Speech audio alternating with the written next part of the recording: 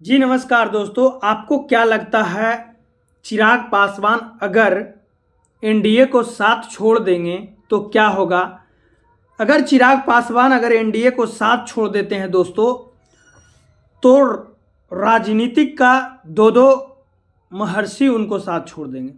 जैसे उपेंद्र कुशवाहा जी भी अभी कुछ नाराज चल रहे हैं। मुकेश साहनी जी अभी कोई पार्टी में ज्वाइन नहीं किए हैं मेरे दोस्तों। क्या आपको लगता है अगर ये तीनों का वोट अगर महागठबंधन में आ गया, क्योंकि बीजेपी अभी भी बिहार में कमजोर महसूस कर रही है मेरे दोस्तों। उनके पास नरेंद्र मोदी जी हैं, उनके पास अमित शाह जी हैं, उनके पास नीतीश कुमार जी हैं, तब पर भी वो कमजोर आखिर क्यों महसूस कर रहे हैं? अभी भी 10 से 12 सीट का पेच फंसा हुआ है मेरे दोस्तों।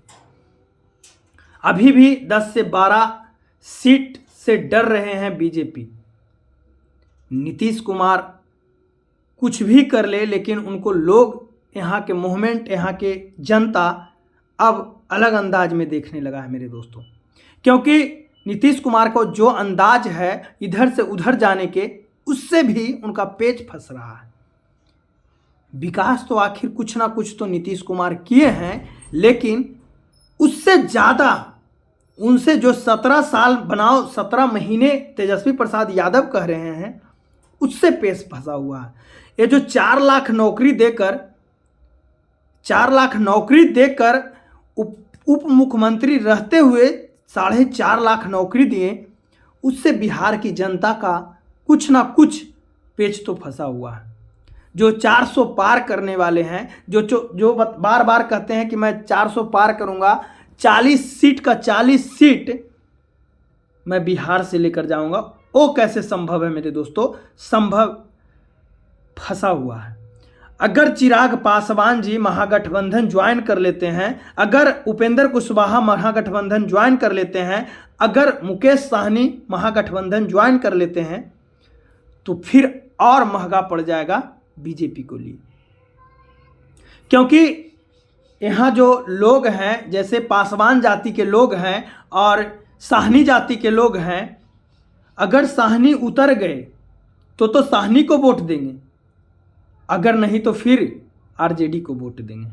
पासवान जाति के लोग कह रहे हैं कि अगर चिराग पासवान जी के सीट आ गया, अगर चिराग पासवान जी लड़ते हैं तो चिराग पासवान जी को देंगे, नहीं तो मैं लालटेन छाप दूंगा, आरजेडी को दूंगा। आखिर यहाँ पर पेच फंसा हुआ है मेरे दोस्तों। तो बार बार उनको कॉल किया जा रहा है, चिराग पासवान जी को ऑफर पर ऑफर दिया जा रहा है, कांग्रेस की तरफ से ऑफर दिया जा रहा है, मुकेश साहनी को अपने अंडर में किया जा रहा है, उपेंद्र कुशवाहा जी को ऑफर दिया जा रहा है। क्योंकि ये 3 चेहरा जो है मेरे दोस्तों, ये 3 चेहरा बिहार का नक्शा बदल सकते हैं। और बिहार का नक्शा अगर बदल गया तो यूपी का भी नक्शा बदल जाएगा। अगर बिहार, यूपी, झारखंड होलसेल में टिकट डालने का काम किए हैं, सीट देने का काम किए हैं नरेंद्र मोदी जी, अगर मुख्य प्रधानमंत्री हैं, तो ये तीनों राज्य का बहुत बड़ा भूमिका है। क्योंकि 64 सीट यूपी से बटोर कर ले गए थे नरेंद्र मोदी जी, लेकिन यूपी का भी थोड़ा हालत, 35 सीट फंस रहा है यूपी में बीजेपी के लिए।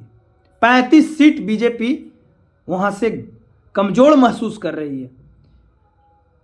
झारखंड में 9-10 सीट फंस रहा है, 9-10 सीट फंस रहा है, क्योंकि वहां पर जिस तरह से हेमंत सोरेन को अभी जेल, सीबीआई के केस में जेल जाना पड़ा, उससे और गर्मा गर्मी है मेरे दोस्तों। तो आपको क्या लगता है मेरे दोस्त, क्या बीजेपी संभाल पाएगी 404? बाकी के लिए आप बने रहें। बाकी के लिए जय हिंद।